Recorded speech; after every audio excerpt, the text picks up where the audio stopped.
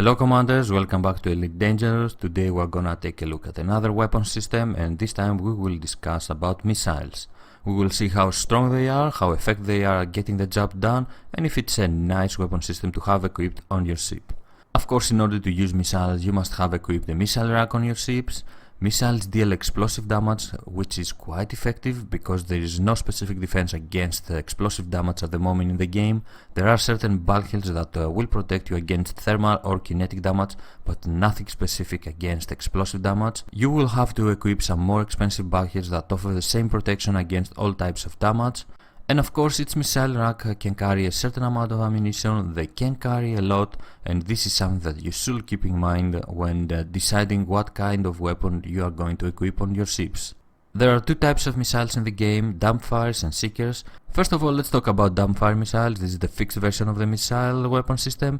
They do have a quite high output of damage. Their rate of fire is 2.5 per second, not that bad. They do generate some heat, but not that much to create troubles in your ship. And their ammo clip size is only 8 missiles, and they can carry additionally 16 more missiles. Which means that this is not the best weapon for prolonged bounty hunting, and you will have to return to station quite often in order to buy ammunition. This specific missile rack doesn't require a lot of power, only 0.4, which means with some proper management, power management, you will be able to fit some of them on your ship, even on a Viper that doesn't have the best available power. Dumbfire missiles are the fixed version of missiles, and they work like any other weapon in the game. You have to aim at your target and shoot at him, and they are quite devastating, down to 35% of hull with one only hit. This is quite good, very effective weapon system. Let's get closer and finish him. Okay, he's coming back to us. Under attack. Flight assist off. We have to make, although our hits count, we don't have the luxury to miss our shots because we can carry a lot of missiles. And there you go, he's dead in 2 volleys of dumbfire missiles. Pretty amazing. Target destroyed. They are of course effective against any kind of ship. Let's take down that Type 6 transport and see how fast we can do it, how many volleys it will take us. Frameshift charge detected. Okay, I'm not gonna waste any more missiles on this type of transporter. We almost took it down with 1 volley. This is quite amazing. I was expecting missiles to be strong, but not that strong. Now that's a nice target. Let's test our missiles on this Python.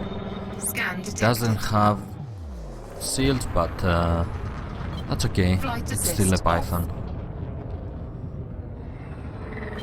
Let's see if we can take it down.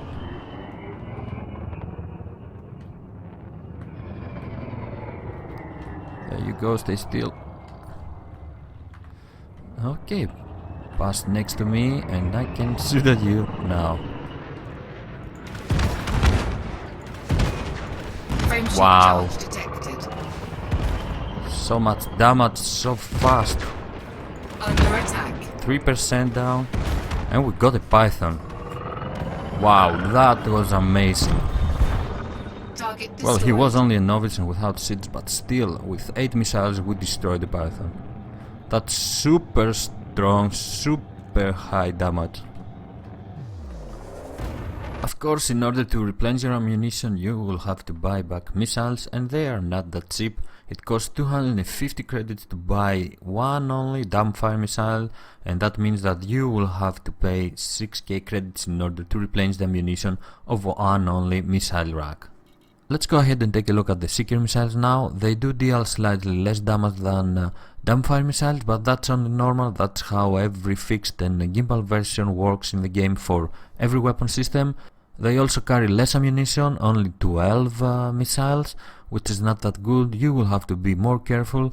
Of course, you don't have to aim with them. They lock on your target and try to follow them and destroy them. They require a lot more power. Well, not a lot. They require more power than dumbfire missiles, than missile racks that use dumbfire missiles. And again, with some proper management, power management, you can equip some of them on your ship, even if it's a Viper. And this is how they work. They first lock the enemy, you have to wait, and when they are done, you can fire them. They will follow him and try to kill him. It's not easy to escape them, and they do quite some nice damage, and not as dumbfires. You can see his defense point is taking care of my missiles. The fact that they work like this, like a gimbal weapon, it makes them a lot more vulnerable to chaff launchers and point defense, and of course electronic countermeasures. Let's get him. Of course, if they do hit, Under attack. it's bad news for your enemy. We've lost the lock, so we have to get back. There you go. Wait again for them to lock the enemy. It takes a while.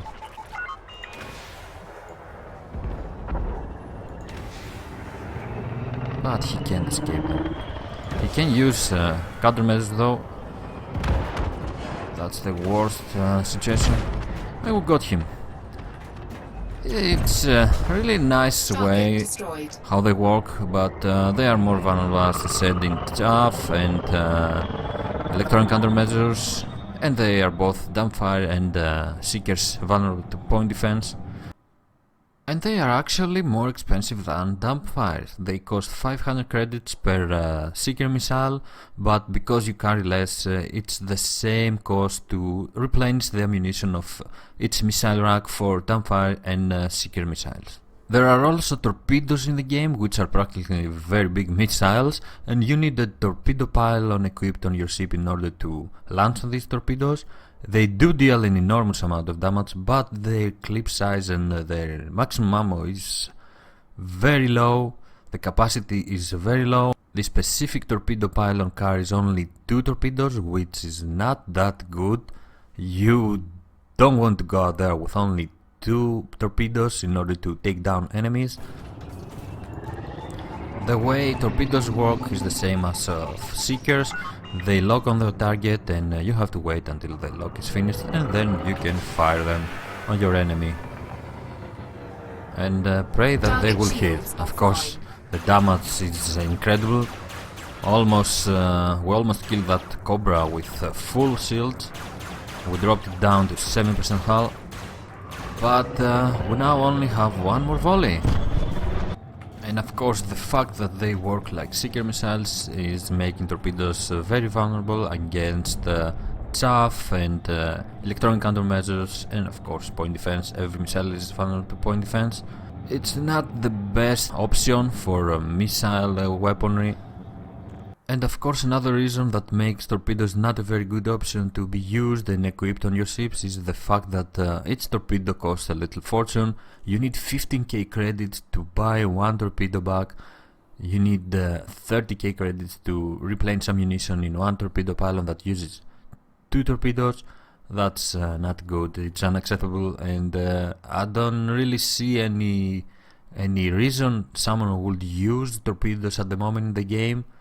The only way I could see them be used is if a lot of commanders combine forces in order to take down something very big, something that is not implemented in the game yet. Other than that, torpedoes should be avoided. The cost of them is way too high, and they should be avoided. You shouldn't use them. There is no way you are gonna make so much money in order to excuse the use of this missile system. And before we finish the video, let's talk a bit about mine launchers. This is a very different weapon system than missiles. It's not an offensive weapon, it's a defensive weapon. It's just another option for you to keep you safe. They deploy proximity trigger charges. What you actually do, how this weapon works, is when you're trying to run away from a dangerous situation, you deploy as many mines as possible and hope that your enemy will run into them and be destroyed or take enough damage to leave you alone, break the pursuit, and give you enough time to jump out of the area you are. They carry, each mine launcher carries 25 ammo, 25 mines, and they deal thermic damage. And this is how this weapon works. You just run away from your pursuer, deploying mines as fast as possible, and hope that your enemy will run into them. take a look at our mines. Your goal is to create a minefield of some sort, so you will have enough time to escape. There it is, proximity mine. When someone is passing nearby, it's going to explode and deal damage. Each mine costs 209 credits, so that means that it will cost you some money to replenish ammunition for every launcher. This is a defensive weapon, it's best suited for traders. It gives them an extra safety option and the opportunity to survive a dangerous situation. Missiles are an excellent weapon system. They deal enough damage to destroy every ship in the game, take down any target in the game at the moment, but they do have some drawbacks. First of all, they are quite expensive, and second, the missile rack that you have to equip in order to use the missiles don't carry a lot of ammunition. So that means that you will have to visit the station quite often in order to replenish your ammunition and go back at bounty hunting, or whatever else you're doing. When we are talking about missiles, dumbfire missiles are the best choice, and this is not only because they are cheaper than seekers or torpedoes, but also because this is the fixed version of the weapon system, of this particular weapon system, and that means that they are not as vulnerable as the seekers and torpedoes to countermeasures such as chaff and electronic countermeasures. This is an excellent weapon system. I definitely advise you to use it. Of course, it's not the best for bounty hunting if you are trying to make money out of bounty hunting, but if you want to hunt down something bigger, a specific target, a special target, then this is an excellent weapon to do it. Thank you very much for joining me watching this video. I'm Squid of Love, fly safe commanders, and I will see you next time. Bye bye.